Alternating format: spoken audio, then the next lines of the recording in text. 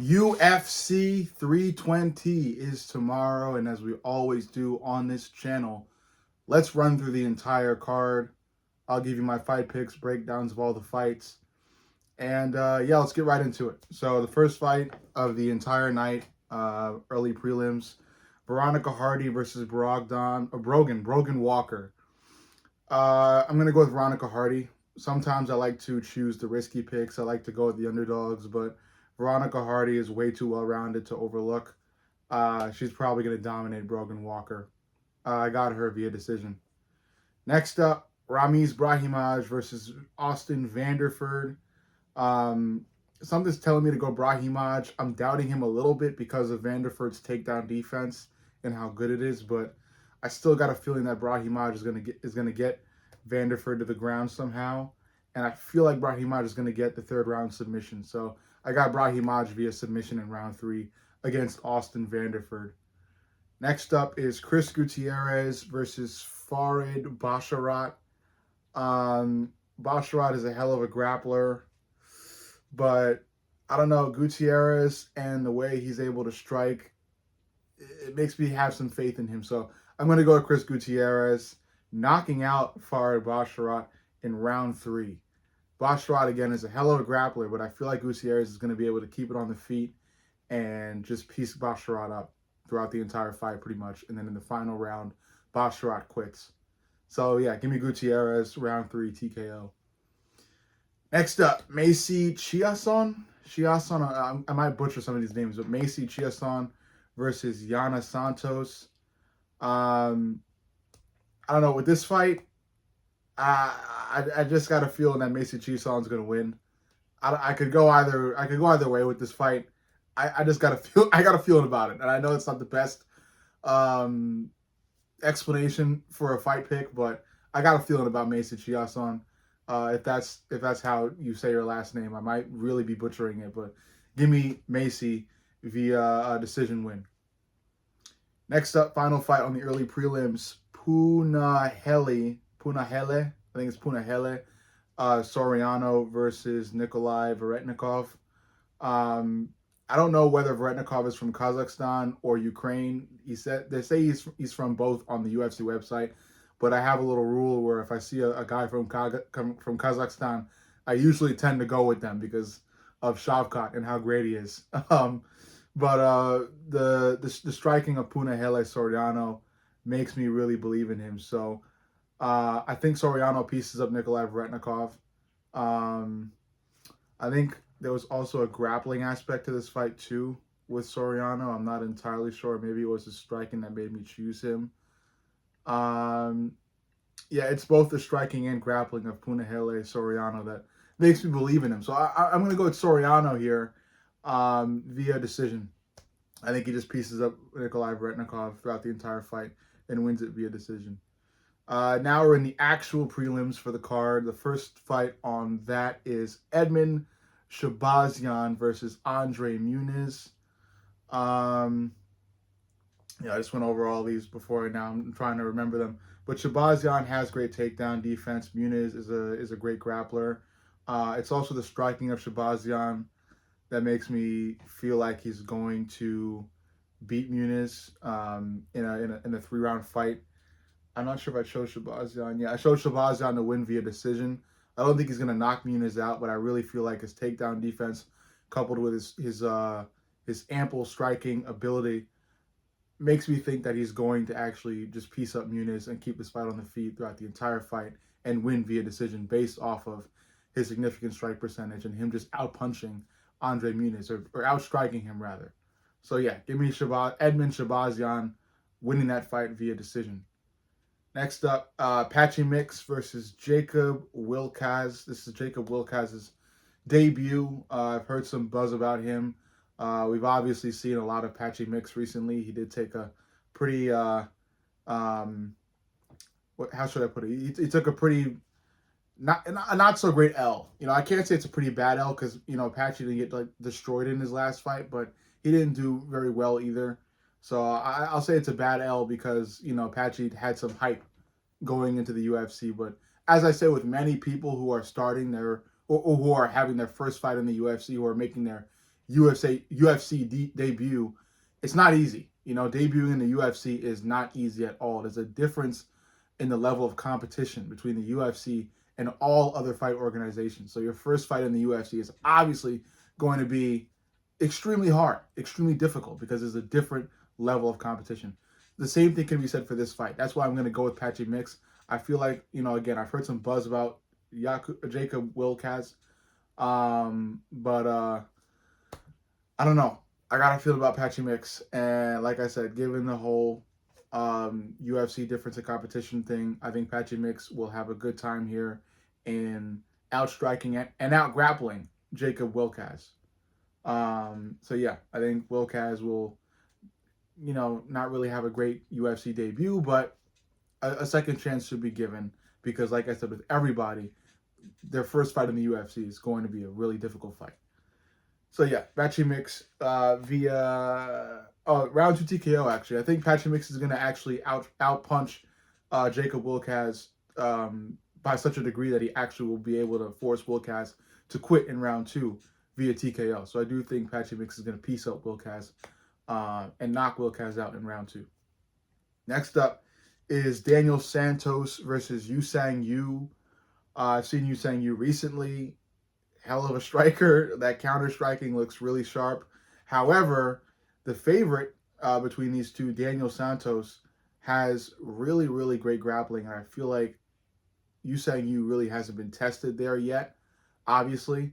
And I think this will be Yusang Yu's, you know, test with a real, you know, ground game guy. Can Yusang Yu keep himself upright enough for him to knock his opponent out? I don't think he will. I think Daniel Santos will drag Yusang Yu to the ground, hold him there in every round, and I think Santos will take this fight via checking to make sure. Yeah, Santos will take this fight via decision. So give me Daniel Santos winning this fight via decision against Yusang Yu. And the final fight on the prelims, Ateba Gautier versus Treston Vines. Gautier, I refer to him as the middleweight Francis Ngannou. He's got a ton of power. He's from Cameroon. It's just welterweight, not welterweight. It's middleweight Francis Ngannou. That's who Ateba Gautier is, and I obviously have him beating Treston Vines. In what round?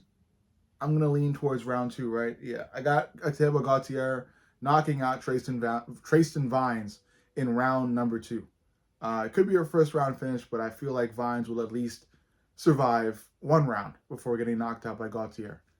And now we're going into the main event, the main portion of the card, with the first fight being Abus Magomedov versus Joe Pyfer. Joe Pyfer, you know, he's on a bit of a roll now, back in the win column. He does have a ton of power in his hands. I still feel like Abus is going to outgrapple Joe. I think Abus Magomedov is going to be able to bring Joe to the ground, hold him there, make it close to a submission a couple times. But I don't feel like he's going to quite get there to a point where he can really submit Joe Pyfer. So I feel like I'm gonna go with Abus via decision win. I think Abus is going to get a good number of takedowns, a good amount of ground control in, so much so that he's going to win this fight via a safe decision against Joe Pyfer. You know, and I have nothing against Joe Pyfer. Again, really powerful guy. I just feel like he's not very well rounded and relies a lot on his power, and that's not really good. You know, especially for somebody who's trying to get himself to a championship, to a title fight, to a title. You know, so yeah. Next fight up, Josh Emmett versus Yusuf Zalal. Josh Emmett, you know, ups and downs, but overall still a really, really powerful guy. A name, wouldn't quite call him a legend, but still a name in the featherweight division of the UFC. Yusuf Zalal on the come up. Had a really great year in 2024, especially with his grappling. 2025 started off with a decision win. Decently well-rounded guy is what I can really say. His striking isn't that bad, and his grappling is good. Is really good. I got a feeling that he is going to submit Emmett in this fight. I feel like Zalal is going to be able to get Emmett to the ground in round 3 and submit him. There could be a couple close calls, especially given how powerful Emmett is. So I'm sure Emmett will, have a couple um, punch attempts where it seems like really close to chinning Zalal, but I feel like Zalal will be smart enough defensively to avoid getting knocked out by Josh Emmett, and he will be able to get Josh Emmett to the ground and submit him in round 3. So give me Zalal via round 3 submission. Next up, Yuri Prohaska versus Khalil Roundtree. Big fight, big fight. I've talked about this fight a number of times. Both guys totally dedicated to their specific fighting styles. Yuri, he's had ups and downs. Most of the downs have been with Alex Pereira, but his head movement has really drastically improved. So much so that it made me really think about who's going to win this fight. Despite how great Yuri's head movement is, I do still think he has a habit of dropping the hands, especially in very crucial moments of his fights. And I feel like he just can't do that against a guy like Khalil Roundtree, who is really powerful and really aggressive and has stellar defense as well with his Muay Thai stance. So I'm going to go with Khalil Roundtree here, who will likely win this fight via decision. So I'm going to go with Khalil Roundtree via decision. He'll have great enough defense to avoid the really smart and sporadic counter-striking of Yuri. And then at some point in this fight, Yuri's going to drop his hands. At multiple points in this fight, Yuri's going to drop his hands. And I do think Roundtree's going to probably knock Yuri down a couple times in this fight. But I do think Yuri will be tough enough to last the full fight to where Khalil wins it via decision. So yeah, Khalil Roundtree via decision. Next up, co-main event of the night, Merab, the Machine Dvalishvili versus Corey Sandhagen. Look, Sandhagen quite simply cannot be overlooked. I've said this time and time again, Corey Sandhagen is one of the highest fight IQs in the UFC. He is really, really smart. Merab has something special about him that really has not much to do with fight IQ and more so something to do with natural ability. Merab is naturally just gifted in the cardio realm. He has the cardiovascular strength and stamina of a superhuman. And that's why Merab has been able to steamroll over so many legends in his division. And that's why he is the bantamweight GOAT right now and is on a fast track to being the GOAT of all UFC fighters. I do not think Corey Sandhagen is skilled enough to step in front of that freight train that Merab is on towards GOATship. But again, you can't overlook him, because Merab has stated previously that he wants to strike with Corey, which is not smart. You shouldn't do that against a guy as smart as Corey Sandhagen. I think Merab should grapple, and I think Merab will grapple. I think, maybe Corey will cause a scare early in this fight. Maybe he'll land something big on Merab, and it will force Merab to grapple throughout the rest of the fight. And once Merab starts to grapple, I think the fight will be in the bag for Merab. I don't think Corey is strong enough to get himself back up every time Merab takes him down, and I'm sure Merab will take Corey down a number of times in this fight. It really depends on if Merab is going to stick to his word about wanting to strike with Corey and refusing to go to the ground, because if Merab refuses to go to the ground, then Corey has a really solid chance at winning this fight. Again, I don't think he will win the fight, because I really believe Merab will inevitably take Corey Sandhagen to the ground, whether he wants to or not. He will be forced to at some point if he wants to stand up and strike. So give me Merab Dvalishvili via decision. I don't see Merab submitting Corey, because Corey is smart enough to at least avoid getting submitted. But being taken down is kind of an inevitable thing if your opponent is that good at wrestling, which Merab Dvalishvili is. So give me Merab via decision win against Corey Sandhagen tomorrow. And last but not least, the main event, the fight we've all been waiting for, a fight that I can't really confidently say goes either way. Magomed Ankalaev versus Alex Poatan Pereira. In their first fight, I chose Pereira. In this second fight, I'm still going to choose Pereira. I feel like Ankalaev is going to make some stupid mistake in this fight. I think it's inevitable. I think Ankalaev was blessed and lucky for it not to happen in the first fight, but I feel like Ankalaev is going to get cocky at some point. I think he will have a good time with Alex in the first round. He'll be fast. But I think his speed is what's going to make him overly confident. He'll leave his chin up as he's probably countering or just pressuring Alex against the cage, and Alex will land something huge, most likely a hook, or most likely an uppercut, but it could also be a hook. It's going to be some sort of punch that Alex throws, probably a counter punch that will land clean on the chin of Ankalaev and sleep him. I have a feeling. I just have a feeling. I'm rooting for Ankalaev. I'm not an Alex Pereira fan, never have been, mostly because of his fan base. But I'm rooting for Ankalaev here. I really am. So I hope Ankalaev wins. I don't have much belief in him because Pereira is just that powerful. And every time his opponent makes a mistake, he is there at the perfect moment to capitalize on it. Look at his fight against Khalil Roundtree. Look at the fights against Yuri. But most importantly, the fight against not Khalil Roundtree, Jamal Hill. Most importantly, look at the Jamal Hill fight. The minute Jamal Hill makes his very first mistake, takes his eye off the ball, it's done.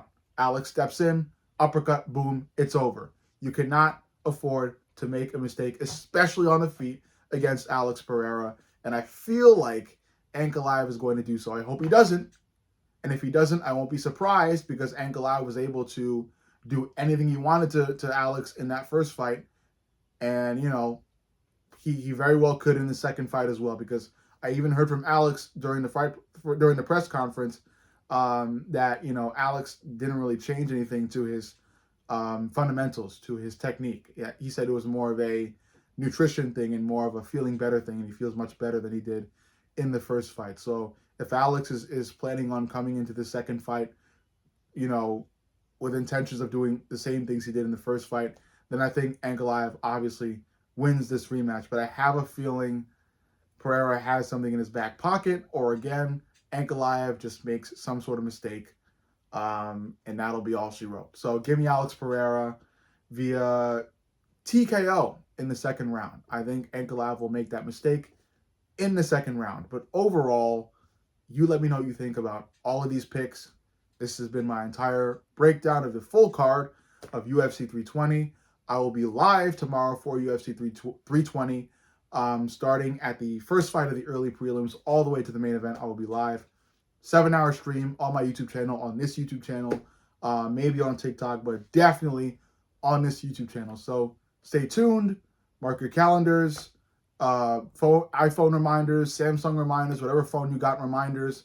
Stay tuned for me going live at the very first start of this entire card. So early prelims, first fight, I'll be live. Overall, you let me know what you think. I love each and every one of you guys, and I'll see you all in the next video. I am Mr. Fight Companion from Glove Knowledge, and I will see you all tomorrow.